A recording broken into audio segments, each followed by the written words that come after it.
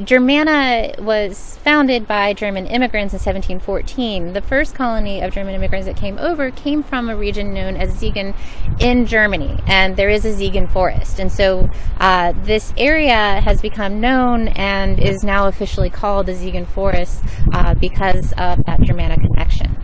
Now, the Germanna Ford also has a very large and important history. So this has always been a ford, a crossing, and in 1714, when the Germanna immigrants first came here, this was the furthest west that any Europeans had colonized. This was it. Very quickly after, the road was forded across the Germanna Ford to the west. And since that time, the first Spotsylvania courthouse was built right there at the ford. And then during the Civil War, there was a bridge. The bridge got demolished. Then there was a pontoon bridge. But this is where most of the battles that happened in Orange and Culpeper, this is where most of the soldiers crossed. So this is a very historically significant site that we're opening to the public as a launch. Personally, as an avid kayaker, this is a dream come true. We were so fortunate to be able to partner with Friends of the Rappahannock, and we ended up receiving a grant from the Virginia Outdoors Foundation to build this boat launch. And in addition, we were able to also partner with the Appalachian Conservation Corps, who came out in 1 week, were able to transform this hill into this absolutely gorgeous boat launch. So yeah, we're super excited, but we really couldn't have done it without our partners. Before we had this boat launch, you had to traverse some pretty treacherous ground. It wasn't impossible, but it wasn't accessible. So this channel in the center is your slide, and so you can walk your kayak or your canoe right down the chute and then put it in right at the bottom. And out to Ely's Ford, is how long is that? It's about a 7-mile paddle.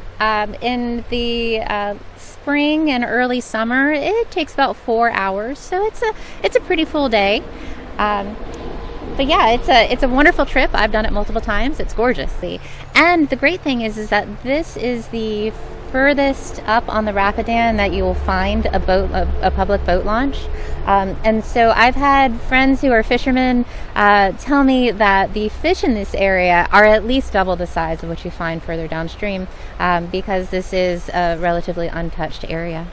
For folks who really just kind of want an oasis on the trail, you can come here with a picnic lunch, and you can enjoy what's essentially a swimming hole pretty close to the parking area at the visitor center. It's a spring-fed swimming hole, so it's pretty cool all year long. It's shallow at the beginning for the younger ones, and then it gets deeper down in the back. This is actually a secret spot, and so I'm telling everybody, but let's not blow it up too much, I suppose. I've seen this, but never really never thought. I just thought it was just part of the river. Right. Yeah. It's that's why it's a secret. But you can. And the great thing is you can still see nature here. I mean, while we're talking, you can see some turtles out there. There's some beautiful fish swimming around. It's really an oasis on the trail. These are bear proof. These are our new bear proof trash cans. We recognize that this area is going to be used by the public a lot more frequently, and we needed to make sure that we had places for people to responsibly dispose of their trash. But we did want to make sure that any of the native wildlife can't get into it. And so these are bear proof trash cans. So you can slide your human hand in here and push the latch and lift it up. Bear proof. Yep. Bear proof trash cans. Well, so this means that we have to come down here, the staff of Historic Germanna, and empty these trash cans. So we are actually looking to work with Yamaha to help us purchase a utility vehicle that we can drive down here, dispose of the trash, but also for trail maintenance. We have about over 5 miles worth of trails, limbs fall, trees come down, and we need to service these trails. And so some sort of utility vehicle would be extraordinarily helpful, but also to help pay our staff and get anybody else that we need to clear those trees so that we can keep these trails open for the public. You don't think about it, but these kind, as you expand and offer things to the public, all of a sudden you need things like this. Right. We have a responsibility to make sure that the trails are safe and accessible for our visitors.